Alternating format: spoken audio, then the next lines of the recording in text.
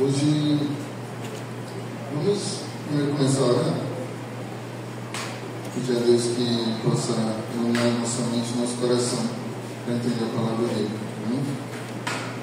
Deus amado, nós queremos, Senhor, te louvar, te engrandecer, bendizer o teu nome e clamar a Deus para que somente a tua palavra, Senhor, possa falar aos nossos corações nessa noite. Que a tua palavra possa penetrar, Senhor, no nosso coração, a ponto, Senhor, de transformar em convicções, Senhor, e transformar as nossas vidas, ó Deus. Em nome de Jesus nós oramos, ó Pai. Amém. Amém. Hoje nós vamos abrir a Bíblia no Salmo 34. Se você puder ir abrindo. Salmo 34, nós vamos ler do versículo 1 ao 10. Para a gente ter um pouco de contexto dessa passagem, a própria Bíblia, né, vai falar um pouco em que cenário que Davi estava quando ele escreveu esse salmo. Imagina assim a situação, né? Davi, que ia ser o futuro rei de Israel, ele ainda não era rei, ele está vivendo como quase uma aventura na vida dele, porque ele está sendo perseguido por Saul, exatamente por fazer aquilo que Deus queria. Ele já tinha vencido Golias e ele já tinha demonstrado as suas habilidades no campo de batalha.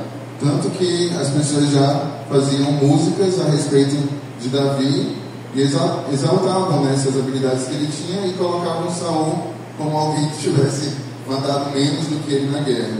E exatamente por causa disso, e Saul sabendo que Davi seria o próximo rei de Israel, ele começou a perseguição contra Davi.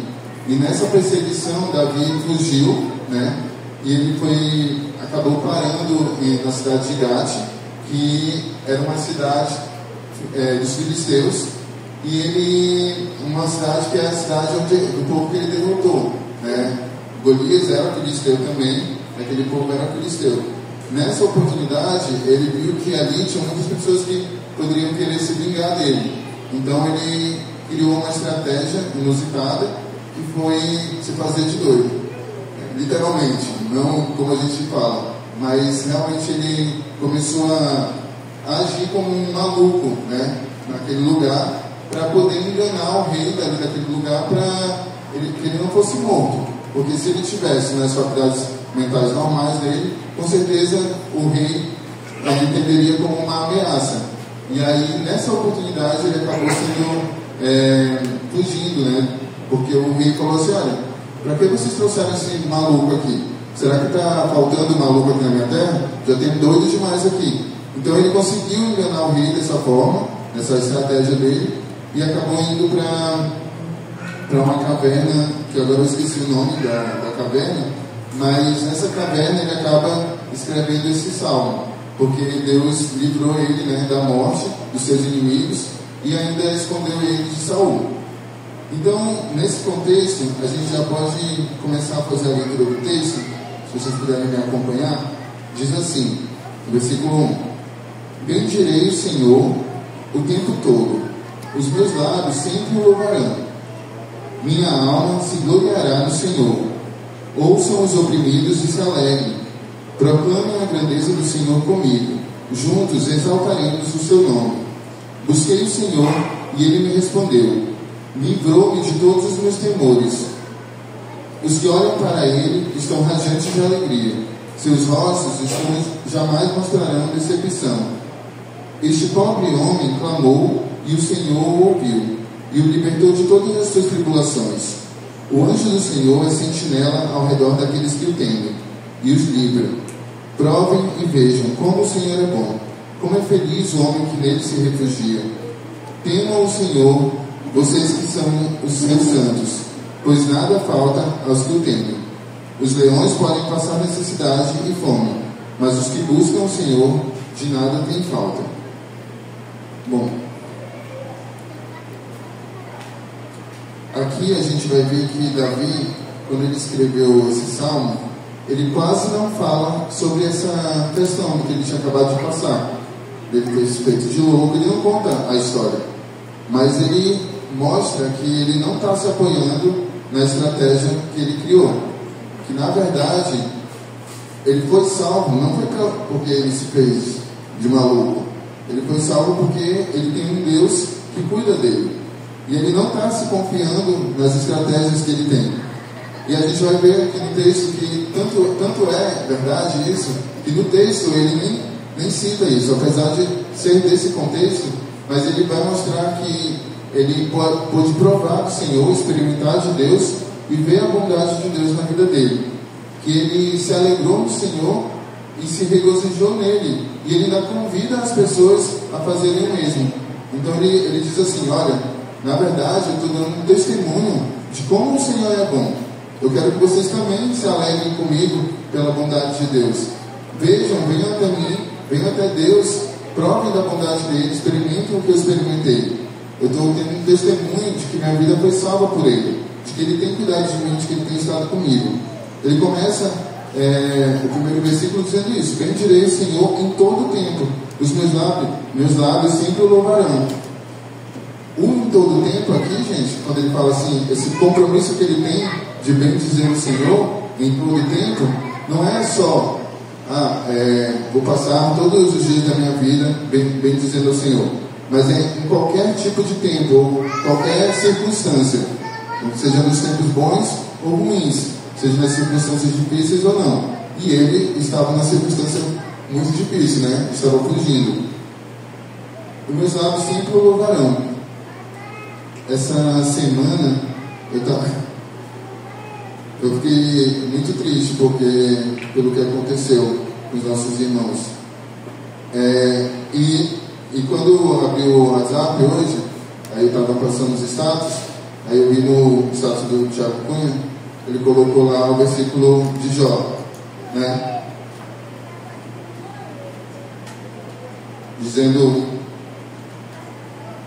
a mesma coisa que Jó disse, que é essa ideia, né? Não importa as circunstâncias, eu te louvarei, seja eu nu saindo do ventre da minha mãe, e nu voltarei, bendito seja o Senhor.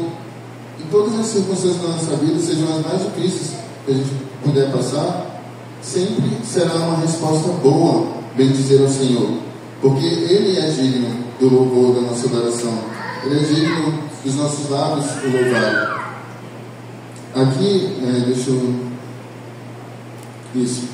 aqui ele fala também: minha alma se gloriará no Senhor, ouçam os oprimidos e se alegrem.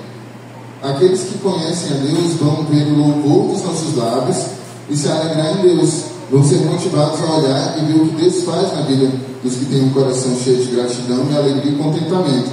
Então, a sua resposta diante das dificuldades é um testemunho para aqueles que estão ao seu redor.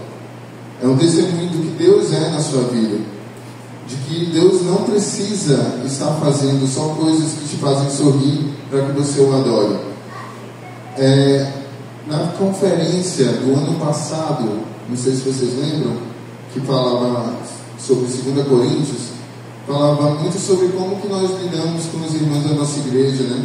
E eu estava pensando também sobre isso quando eu estava lendo esse texto, porque muitas vezes a gente fica muito preocupado com o testemunho que nós vamos dar para os de fora, mas é muito importante também pensar o testemunho que você vai dar para o irmão que está aqui do seu lado, aqui na igreja. E esse testemunho que nós damos um para o outro aqui, da forma que nós lidamos com as situações que Deus coloca na nossa vida, e o testemunho que nós revelamos para todos sobre aquilo que Deus tem feito por nós e em nossa vida, vai modificar a vida do nosso irmão, vai alcançar a vida dele, vai transformar ele vai olhar o teu testemunho e ele vai se alegrar junto com você, e ele vai se alegrar em Deus e ainda vai estar respondendo ao convite de provar e experimentar de Deus. No versículo 3 diz assim: proclame a grandeza do Senhor comigo, juntos exaltaremos o nome do Senhor. Então ele convida a agir como ele agiu. Venham comigo e digam: vamos proclamar o nome do Senhor, vamos exaltar esse nome maravilhoso. E aqui, o verdadeiro cristão, a gente vê que uma das marcas do verdadeiro cristão é essa preocupação que ele tem de ser modelo, ser exemplo, ser testemunho para os outros irmãos, a tal ponto que você se sacrifica pelo outro. Como que os nossos sacrifícios acontecem? Acontecem assim como Paulo ensinou, por exemplo, quando eles queriam comer a carne, né, oferecida a deuses, a outros deuses, o que Paulo ensinou? Se abstenha da carne, se for escandalizar o irmão. Se abstenha do vinho, se for escandalizar o irmão. Nós não precisamos ser rígidos aqui na nossa comunidade. Nós podemos abrir mão da nossa vontade. Às vezes a gente se pega, né, querendo muito do nosso jeito. Mas aqui na nossa comunidade eu já vi muitas pessoas abrirem mão da sua própria vontade, do seu tempo, dos seus recursos financeiros, abrir mão do seu conforto, da sua casa.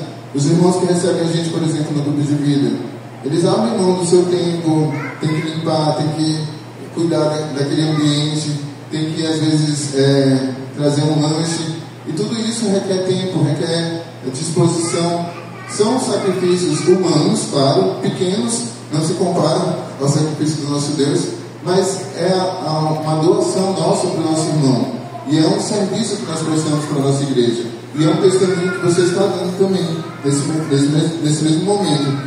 Dessa forma, você está servindo a igreja, você está dando um testemunho, e você está exaltando o nome do Senhor, quando é feito de coração, quando é feito com coração, com contentamento e contrição. Bom, então o verdadeiro cristão, ele tem esse interesse de ser modelo, de ser testemunho, de servir ao próximo com os motivos reais, com os motivos verdadeiros.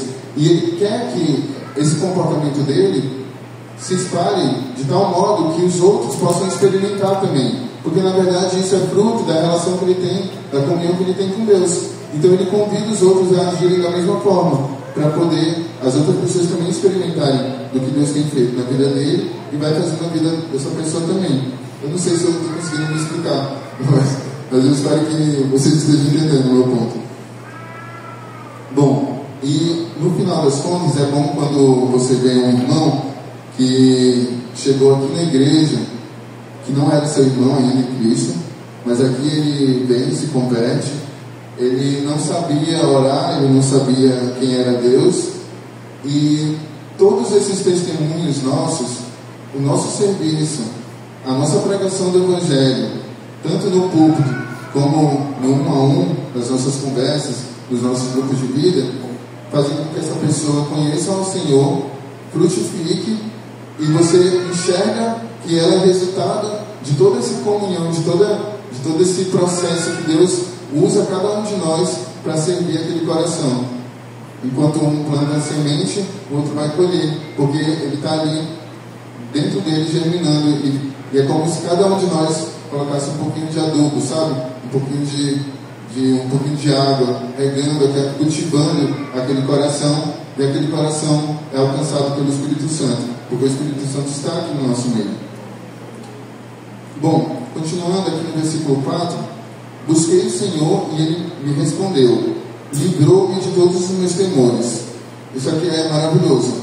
Aqui na nossa vigília, em todo o tempo que você tem de oração, você busca o Senhor, e quando você encontra o Senhor na sua oração, isso acontece. Ele te livra de todos os seus temores, né? Por que nós oramos ao Senhor? Porque nós queremos comunhão com Ele, porque nós queremos a resposta dele, porque nós queremos estar nos braços do Pai, sentindo essa segurança. Os que olham para Ele estão radiantes de alegria, seus rostos jamais demonstrarão decepção.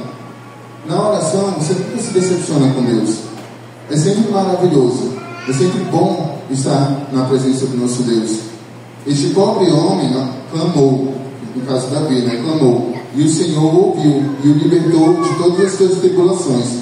O anjo do Senhor é a sentinela ao redor daqueles que o temem e os livra. Eu gosto sempre de observar as crianças, e todos vocês sabem disso, que quando uma criança está com medo, ela vai correr para os braços do pai. Ela vai correr para os braços do pai, vai correr para aquela pessoa que tem mais proximidade. Quando o pai abraça, ela se sente, os temores dela vão embora, ela sente paz. É assim que tem que ser na nossa oração. Nós vamos correr para Deus, a gente está com medo daquilo que está ao nosso redor, da circunstância, a gente não sabe o nosso futuro, mas quando a gente chega em Deus, Ele nos abraça, o abraço do Pai, e o nosso coração, a nossa alma fica aliviada, porque nós não temos mais temor nenhum. Eu vou correr aqui porque parece que já acabou muito tempo. No versículo 8: provem e vejam como o Senhor é bom, como é feliz o homem que nele se refugia. Como eu estava falando para vocês, como é feliz o homem que se refugia em Deus. Provem, experimentem de Deus, vejam como Ele é bom. Como a nossa música que a gente gosta tanto, né? Ao louvar a Deus comigo, né? Que diz assim, né? Ó, provai e vede que Ele é bom. Ó, provai e vede que Ele é bom. Porque Ele é bom. Prova, experimente de Deus, experimente na oração, experimente na leitura da palavra, conheça mais a Deus, e você vai conhecer também todos os seus atributos, inclusive a sua bondade e a sua fidelidade. Temam o Senhor, no versículo 9, vocês que são os seus santos, pois nada falta aos que o temem. Você não precisa se preocupar, Deus não vai deixar faltar nada para você. É como uma criança mesmo. Uma criança, ela não pensa, o que será um almoço hoje? Quem pensa é o pai e a mãe. A criança não fica batendo cabeça com isso, porque ela confia que vai ter o alimento, porque o pai e a mãe vai providenciar. A mesma coisa com a gente. O que será de amanhã? Não importa, porque Deus já está no nosso amanhã. Então, temam o Senhor, porque nada vai nos faltar. E aqui no final ele fala assim: os leões podem passar necessidade e fome, mas os que buscam o Senhor, de nada tem falta. Então, aqui ele está mostrando para a gente, os leões eles são fortes, os leões eles têm capacidade de procurar seu próprio alimento.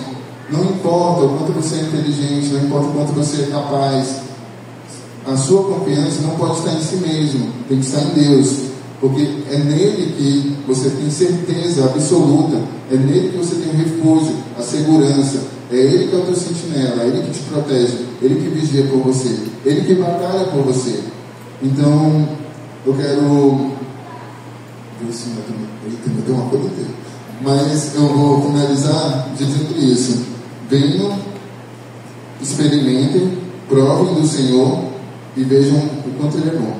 Amém? Amém. Boa noite, irmãos. Boa noite. Graças a Deus. Eu convido os irmãos a abrirem a Bíblia no Salmo 95. Primeiramente, vamos orar. Senhor, nós queremos agradecer pela oportunidade de ouvir a sua palavra. Peço que ela possa estar alcançando o teu objetivo, Deus, trabalhando nos corações. Apesar de mim, peço que aqueles que precisarem de consolo sejam consolados, aqueles que precisarem de conforto sejam confortados, aqueles que precisam de confronto sejam confrontados, Senhor. Deus, que a tua palavra possa trabalhar cada coração, Deus, individualmente aqui, em nome de Cristo. Bom, o Salmo 95, eu vou iniciar lendo e aos poucos eu vou explicando. Ele inicia com um convite, diz: venham, cantemos ao Senhor com alegria, aclamemos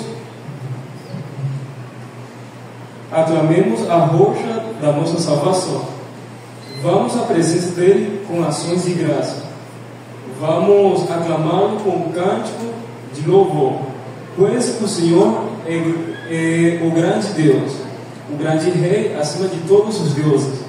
Nas suas mãos estão as profundezas da terra, os cumes dos montes lhe pertencem. Dele também o mar, pois ele o fez. As suas mãos formaram a terra. Venham, adoremos prostrados e ajoelhados diante do Senhor, o nosso Criador, pois Ele é o nosso Deus. e nós somos o povo do seu pastoreio, o rebanho que ele conduz. Fazer uma pausa. É interessante perceber que aqui é feito um convite para louvar o Senhor, e esse convite ele já nos diz como que o louvor ao Senhor ele deve ser feito. Ele deve ser com alegria, com ações de graça, com cântico de louvor.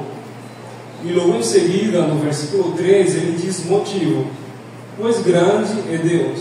Só que não é só um Deus grande, ele é o grande rei acima de todos os deuses.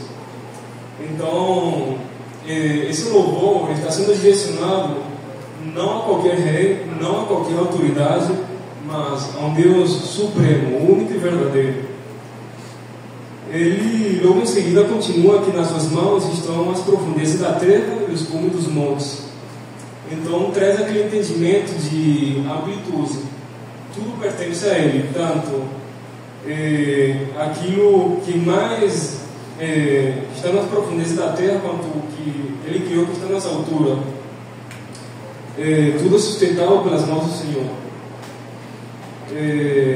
O mar ele fez, a terra seca ele formou. Então o convite para adorar o Senhor, prostrado de joelho diante dele, não necessariamente diz de fato a gente vir e se ajoelhar aqui, que não há problema, mas é mais uma questão de reverência. Se prostrar e se dobrar diante do Senhor diz a um coração que teme e que reconhece a autoridade do Senhor. Mas por quê? Por que fazer isso? Já sabemos que é o Deus Supremo, mas Ele não é só um Deus alheio a nós.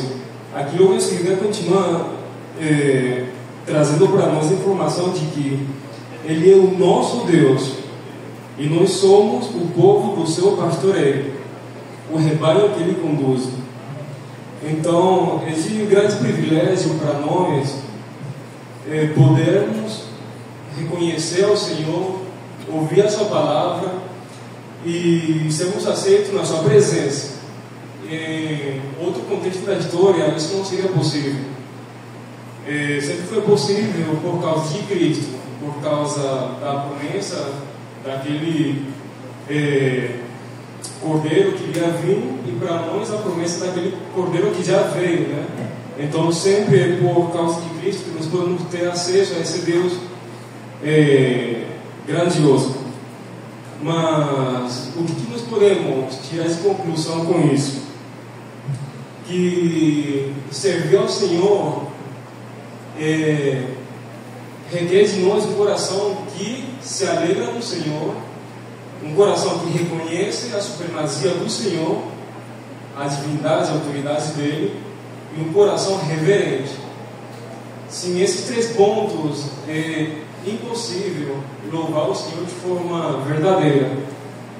Agora, o que é triste também é que muitas vezes essa adoração ao Senhor é feita por compromisso, porque é necessário ir para o grupo de vida, porque eu me alistei para servir, ajudar lá no ministério com as crianças, porque alguém tem que abrir e fechar a igreja, então eu preciso fazer isso.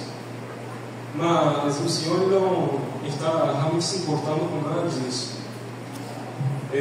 Pouco importa o serviço do Senhor de forma externa. Pouco importa a gente estar aqui na vigília e achar muito grande sacrifício, quando pelo menos eu muitas vezes eu vou dormir tarde fazendo outras coisas. Então ele não fica surpreso com isso. O que ele realmente quer de nós é um coração que reconheça essa autoridade, que se alegra no privilégio de lhe servir e que faz isso com reverência. Se por trás diante dele, é simplesmente o resultado de um coração que pertence a ele, não um ato externo.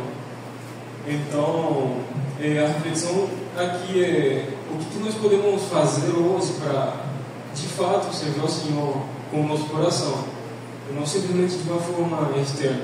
Eu não estou dizendo que isso não possa acontecer, porque a gente pecador, eu já fiz isso, acredito que às vezes é até um desafio vir pregar aqui por causa da nossa carne, nosso pecado, mas isso não deve ser a regra, deve ser a exceção de um cristão que se alegra do Senhor. Eu, pelo menos, muitas vezes já fiz o devocional pensando que eu vou fazer porque eu preciso fazer, mas na verdade eu acredito que vai atrapalhar nos estudos, que um tempo que poderia utilizar me preparando para algum tipo de prova, alguma outra situação, entendendo o significado daquele momento, daquele privilégio de estar ali diante da palavra, né? Então, o convite hoje é para a gente refletir: será que eu reconheço a supremacia e a autoridade do Senhor? Será que eu me alegro de fato em servir ao Senhor? E será que de fato eu percebo que a adoração ele não é feita de qualquer forma, mas com reverência? Aqui continuamos com a leitura, e já faz uma mudança um pouco drástica, passa de adoração e louvor ao Senhor para uma advertência. Diz que hoje, se vocês ouvirem a sua voz, não endureçam o coração, como em Meribá, como aquele dia Massá, no deserto, onde seus antepassados me tentaram quando me aprovam, apesar de terem visto que eu fiz durante 40 anos e irá contra aquela geração. E disse: eles são um povo de coração ingrato, não reconheceram os meus caminhos. Isso daí é o versículo 10. Rapidamente, em Hebreus, é importante destacar que em Hebreus capítulo 4, versículo 7, parece que atribui esse salmo para Davi. Diz assim: por isso Deus estabeleceu outra vez um determinado dia chamado hoje, ao declarar muito tempo depois, por meio de Davi, de acordo com o que fora dito antes: se hoje ouvirem a minha voz, não endureçam o coração. Então a advertência aqui é para não endurecer o coração. Muitas vezes a nossa rebeldia não é falta de conhecimento.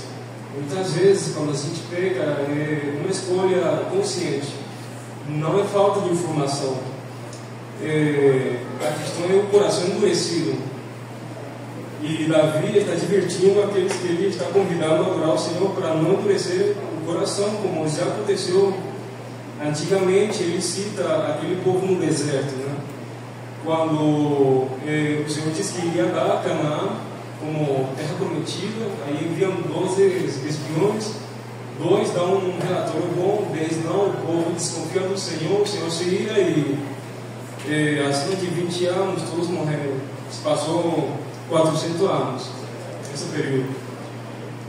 Então a advertência para ouvir, não só para ouvir, mas para ter um coração quebrantado diante do Senhor, com um coração endurecido. E para finalizar a leitura, que diz: pois por isso jurei na minha ira, jamais entrarão no descanso. No caso daquele povo, era o descanso de Canaã. Só que essa promessa, ela continua até hoje para nós. É uma promessa que ela extrapola uma circunstância momentânea ou geográfica. Ela vai para uma promessa de descanso eterno. De poder descansar na pessoa do Senhor. Não se trata de uma promessa futura somente, mas uma promessa presente que tem desdobramentos para o futuro também. Então, o convite do Senhor é para podermos descansar nele. E como que nós poderíamos resumir esses versículos? Que um coração que é alcançado pelo Senhor precisa ser um coração quebrantado, não endurecido, um coração que obedece.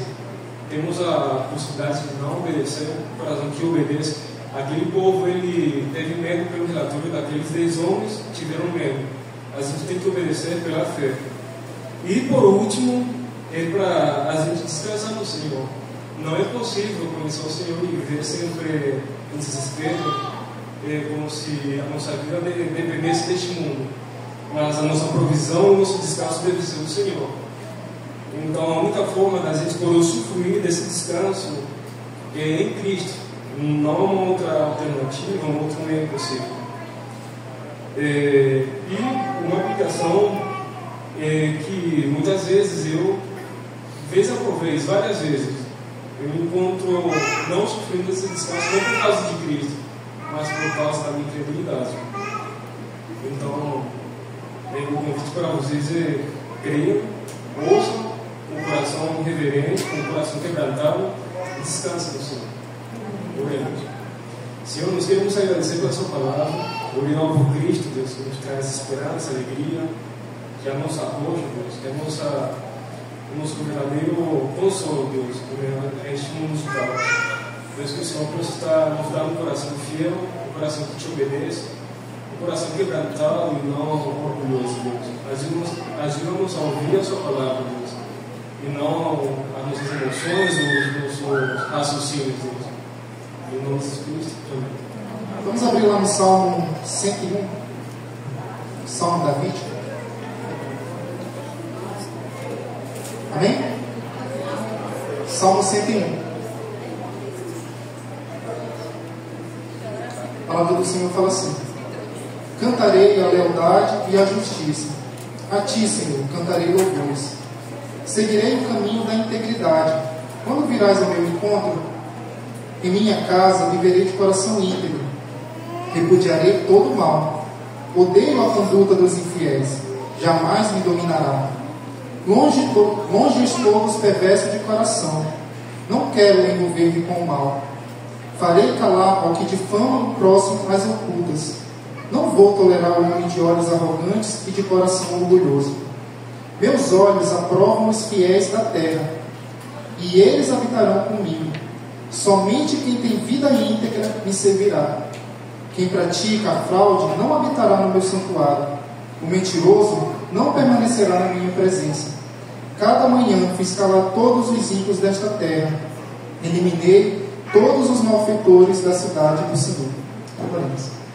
Senhor Deus, amado Pai, quero agradecer ao Senhor por essa noite, por essa oportunidade que temos de orar e colocar diante do Senhor realmente os nossos pedidos, agradecimentos, de podermos orar uns pelos outros. Nos ajude a perseverar na prática de boas obras, fortaleça a nossa fé e nos ajude, Pai, em nossas fraquezas e necessidades. Te agradecemos, ó Deus, também pela oportunidade que temos de meditar na Tua Palavra, que o Senhor fale aos nossos corações, nos dê direcionamento, nos confronta e nos ajude, Deus, a viver realmente para a glória do Senhor. Te agradeço, assim, pela vida dos meus irmãos e por essa oportunidade, ó Deus. Em nome do Senhor Jesus, amém. Então, o Salmo 101, irmãos, como você viu aí no título da sua Bíblia, ele é atribuído a Davi. Mas eu vejo, irmãos, nesse salmo mais do que um cântico de louvor. Eu vejo a declaração de alguém que deseja ter uma vida íntegra na sua vida. Ou seja, uma pessoa que deseja viver de uma maneira de um caráter reto, que ele seja sincero, que ele seja justo, que ele seja fiel. Em outras palavras, alguém que deseja viver de modo irrepreensível em todos os aspectos da sua vida. Mas que nós podemos perceber, mas especialmente no exercício da liderança. Mas isso não significa que nós não podemos aplicar esse salmo no nosso cotidiano ou na nossa vida diária. Então, o contexto desse salmo, ele está no início do reinado de Davi. Então, eu gostaria que os irmãos imaginassem justamente o cenário. Então, Davi ele está assumindo o trono de Israel. Só que ao assumir esse trono de Israel, Davi traz à memória justamente ele carrega as injustiças que ele sofreu no reinado anterior, que foi o governo de Saul. Então, o governo de Saul ele é caracterizado pela falta de integridade. E a principal destaque do reino de Saul é justamente o desprezo e a desobediência pela palavra de Deus. Então, não foram poucas as vezes que Saul ele demonstrou isso na sua vida. Então, quando Deus ele falava: olha, Saul, vai lá e elimina totalmente os amalequitas. Saul ele poupa o rei, ele poupa o melhor dos gados. Em outra situação, Saul, pressionado pelo exército inimigo, pressionado pelos seus soldados, Samuel não chega, ele próprio sacrifica ao Senhor, algo que ele não poderia fazer, somente os sacerdotes. Em outras situações ele justamente demonstra, né, a sua falta de temor ao Senhor, o seu desprezo pela palavra do Senhor. E pela falta de integridade em relação também à sua corte, à sua família e às pessoas que estavam subordinadas a eles. Então não foram poucas essas injustiças que Davi, né, sofreu na mão de Saul. As constantes tentativas de assassinato contra a sua vida, né, as constantes calúnias, as constantes difamações. Então, se você pensar logo no início ali, por exemplo, quando o gigante Golias ele está desafiando o exército do Senhor, e aí Saul ele faz uma promessa: olha, quem derrotar esse gigante, eu vou dar a minha filha em casamento e vou isentar de impostos da família, né, de tal pessoa. E aí Davi ele mata o gigante Golias, mas no momento de dar a sua filha mais velha em casamento, o que Saul faz? Ele dá para outro homem.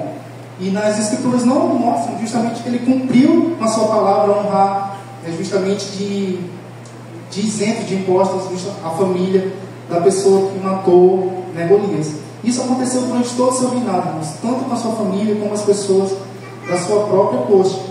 Então Davi agora ele está assumindo o trono, né, e ele sabe que governar vai muito além do que vencer batalhas. E ele deseja viver com integridade, algo que Saul ele não fez.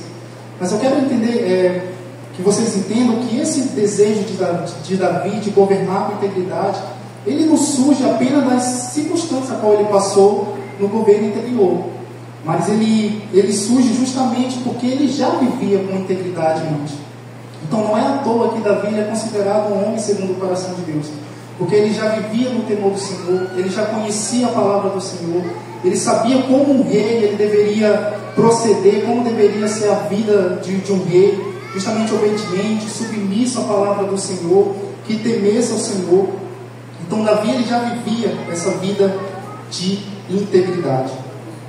Então o Salmo 101, portanto, ele nos desafia a viver, né, com integridade diante de Deus, começando no nosso coração, ou seja, na nossa intimidade, e isso irá se refletir em nossas atitudes e relacionamentos. Então logo no versículo 1, Davi ele estabelece foco na justiça e na misericórdia do Senhor. Então, ao declarar que ele cantará sobre a misericórdia e o juízo, ele demonstra que a sua liderança e governança serão pautadas nos mesmos princípios que ele exalta na sua adoração a Deus. E sabemos que Davi, ele experimentou ambos os aspectos, né? Tanto a misericórdia, que se refere ao amor e à compaixão de Deus, sua disposição para perdoar e tratar com bondade aqueles que se arrependem. E Davi caiu em pecado, experimentou a culpa, né, o peso da culpa, e ali ele conheceu a profundidade da misericórdia de Deus. Então o pecado mais escandaloso que nós conhecemos de Davi é quando ele comete adultério com Betseba, mas isso vai acontecer bem mais lá para frente.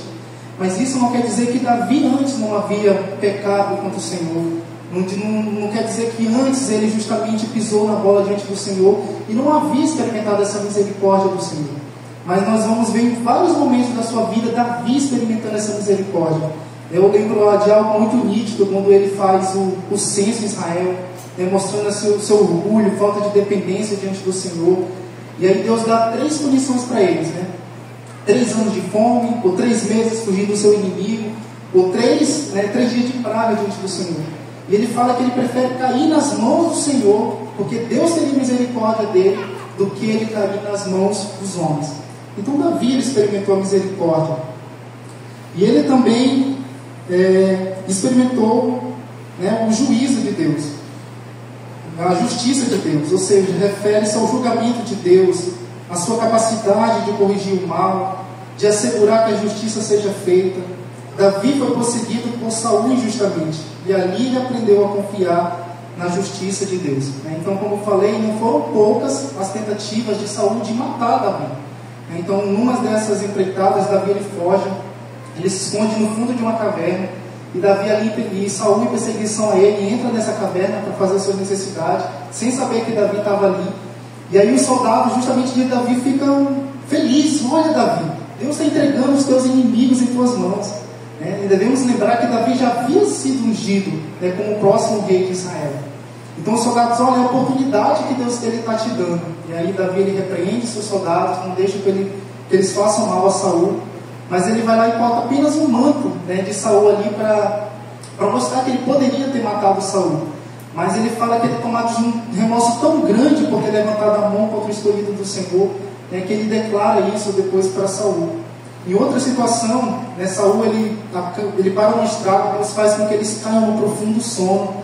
Davi desce ao acampamento com outros soldados e está lá, Saul dormindo, com todos os soldados em volta, e o soldado, olha, Deus ele entregou novamente nas tuas mãos, deixa que eu pegue essa lança e crave na cabeça de Saul, só vou precisar de um golpe, não vou precisar de outro.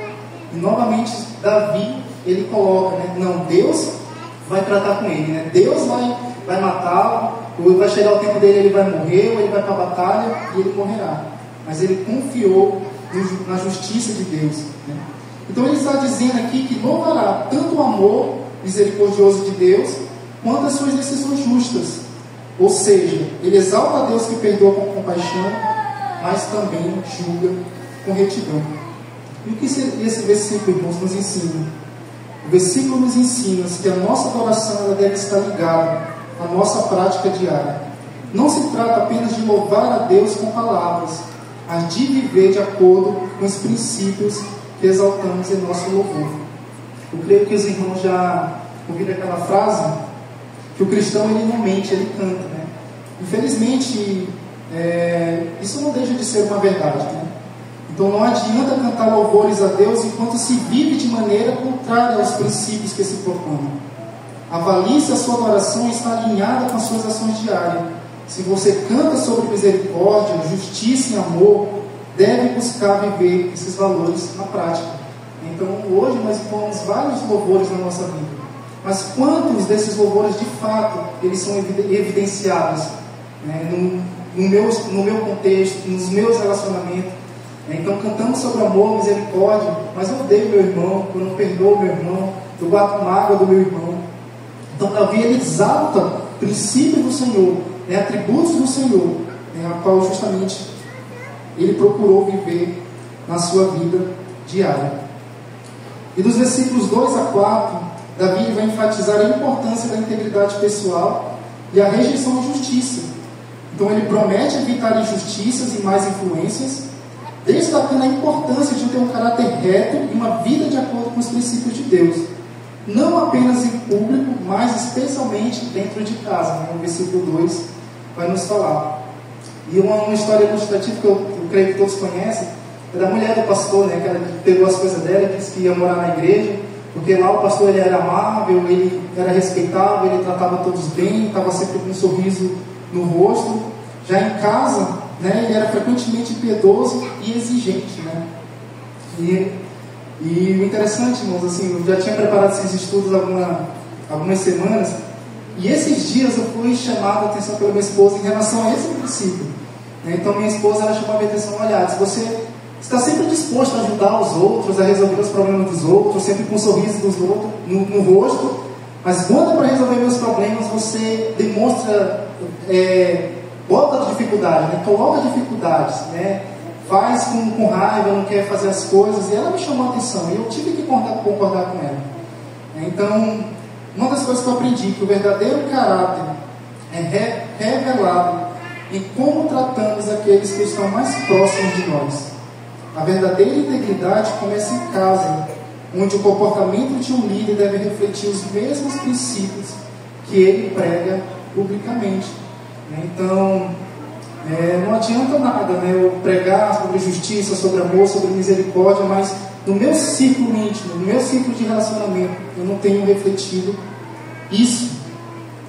E aí no versículo 3, Davi vai declarar: não porei coisa injusta diante dos meus olhos, detesto a conduta dos que se desviam, nada disso se apegará a mim, o coração perverso se apartará de mim, não conhecerei o mal. Então Davi reconhece que para manter uma liderança piedosa e íntegra, deve evitar mais influências. Em Provérbios ele vai falar, 13:20, quem anda com sábios será sábio, mas o companheiro de tolos sofrerá. E tem um exemplo muito vívido, irmãos, na Bíblia, a respeito disso, que é do rei Josafá. A Bíblia fala que o rei Josafá era um rei íntegro, um um rei que temia o Senhor, né, que fez reformas espirituais importantes, né, em Israel. Mas ele cometeu um grave erro, que foi justamente de se associar com Acabe, um rei perverso, né, e com a sua mulher também, Jezabel, que era pior ainda do que ele. Então ele firmou aliança com o rei Acabe, através do casamento de seu filho, e pior, ele foi à guerra com ele nessa circunstância. E fala que Acabe acabou morrendo na guerra, e Josafá quase perdeu a sua vida, né? E quando ele retorna, ele é repreendido, né, por Gel, que fala o seguinte: será que você deveria ajudar os ímpios e amar aqueles que odeiam o Senhor? Por causa disso, a ira do Senhor cairá sobre você. Ou seja, apesar do seu coração ser reto diante de Deus, sua aliança com pessoas corruptas manchou seu testemunho e trouxe consequências negativas para si e para o seu reino. Como eu posso aplicarmos isso na minha vida? Quando pensamos em relacionamentos nocivos à nossa fé, muitas vezes imaginamos logo aquele colega de trabalho, né, que vive de maneira mundana. No entanto, veja o que o apóstolo Paulo nos alerta em 1 Coríntios 5, de 9 a 11.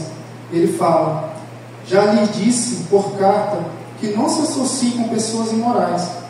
Com isso, não me refiro aos imorais deste mundo, nem os avarentos, ladrões ou idólatras. Se assim fosse, vocês teriam que sair do mundo. Mas agora estou lhe escrevendo que não deve associar-se com alguém, e aqui está a palavra-chave, irmãos, que dizendo-se irmão, e aí ele fala, seja imoral, avarento, idólatra, caluniador, alcoólatra ou ladrão. Com tais pessoas vocês não devem nem comer. E eu lembrei assim de uma situação no meu trabalho, que algum tempo atrás começaram a fazer um devocional, né, antes do expediente. E você pode pensar, poxa, que coisa legal. Assim, de fato, a oportunidade de mais pessoas ouvirem do Evangelho, de conhecer. Mas com o tempo eu parei de participar, por alguns motivos, mas um deles é porque qualquer pessoa pregava. Então, uma vez eu era pessoa do Adventista, estava lá, até quem não era cristão, eu já vi pregar.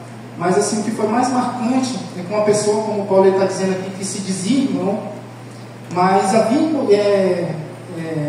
um contraste muito grande naquilo que ele vivia. Então, não havia incoerência naquilo que ele pregava, naquilo que ele falava, mas a incoerência estava na sua vida. Então, depois outros colegas vieram chegar para mim: poxa, aquela pessoa está pregando lá, mas ele fala um monte de coisa errada aqui no trabalho. Ou seja, o cara era desonesto, o cara era corrupto. Outro foi lá e falou: olha, eu fui formatar o computador dele outro dia, cheio de sites pornográficos.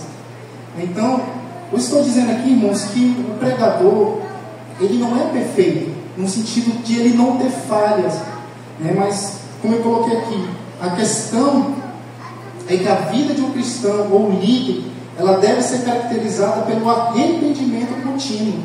Implica em viver um padrão de amor, obediência e santidade que busca o caráter de Deus acima de tudo. Ou seja, todos nós temos que lidar com a nossa natureza pecaminosa, com os impulsos da nossa carne. E quando o pecado ele se manifesta na nossa vida, ele deve ser tratado. Nós devemos nos arrepender. E essa é a característica de um verdadeiro cristão, de andar em arrependimento, de não andar numa prática que desagrade ao Senhor. Então, nós podemos pegar o exemplo de Paulo. Paulo ele se considerava o pior dos pecadores, mas ainda assim Paulo ele tinha uma motivação de mortificar os desejos da sua carne, de mortificar o pecado na sua vida, para poder agradar ao Senhor. Então ele fala: olha, mas esmurro meu corpo e faço dele meu escravo, para tendo pregado aos outros, eu mesmo não venha a ser reprovado. Então esse colega de trabalho, em vez de ele estar sendo bênção na vida das pessoas ali, ele estava sendo pedra de tropeço, por justamente haver essa incoerência na sua vida, daquilo que ele falava e daquilo que ele vivia. Então o alerta de Paulo é claro: o perigo maior não está somente lá fora, das pessoas que podem sim nos influenciar por mal, mas dentro da comunidade, quando pessoas que afirmam seguir a Cristo, mas vivem em contradição ao Evangelho. Com elas devemos ter cuidado redobrado, pois a sua influência pode ser ainda mais destrutiva por parecer piedosa. Você entende? Você já foi lá? Então vamos lá. Vamos para a conclusão. Então, só para concluirmos, irmãos, aqui, Assim como Davi, irmãos, somos chamados a manter a pureza em nossos corações. Ou seja, irmãos, isso começa na nossa intimidade com o Senhor, né? Eu sei que Deus ele tem um chamado para cada um de nós, e como Davi, né? Assim, ele não esperou ser rei de Israel para viver uma vida íntegra diante do Senhor, mas isso já era parte da sua vida, era parte do seu cotidiano, né? E ele, como rei, né, depois de se tornar, ele sabia dessa seriedade e queria que isso influenciasse todos ao seu redor, tanto a sua corte como a sua família. Então a integridade ela começa dentro da nossa casa e ela vai se influenciar em nossos ciclos de influência, buscando, irmão, sempre a glória de Deus em todas as coisas, né? Então você vai ver que nos outros pontos que devido ao tempo não tivemos a oportunidade de falar, mas em todos, né, Davi ele procurou se cercar de pessoas íntegras, comprometidas, que não viessem minar, né, justamente o seu caráter, a sua vida com Deus, a sua fidelidade ao Senhor, né? E da mesma forma nós devemos ter esse cuidado com a nossa vida espiritual, né, de mais influências e de escolhas que certamente nos afastarão do Senhor. Amém? Então vamos orar e agradecer. Deus, muito obrigado pela Tua palavra, por esse tempo tão precioso, Deus, que o Senhor nos ajude a viver uma vida de integridade. Não é fácil, Senhor. O Senhor sabe dos desafios, o Senhor sabe da nossa luta contra a nossa própria carne, mas que o Senhor tenha misericórdia de nós, derrame a Tua graça sobre nossas vidas e que possamos realmente ter esse compromisso, Deus, de fazer morrer, Deus, a nossa velha natureza, Deus, fazer morrer o nosso velho homem e viver em novidade de vida, Pai. Esse é o nosso desafio como servos, como cristãos, como filhos do Senhor, e que o Senhor esteja conosco, Deus, nos ajudando assim a glorificar o Senhor e dar um bom testemunho do Senhor para os que são de fora e, como o Tiago falou também, para os que são de dentro. É o que eu oro em nome do Senhor Jesus. Amém.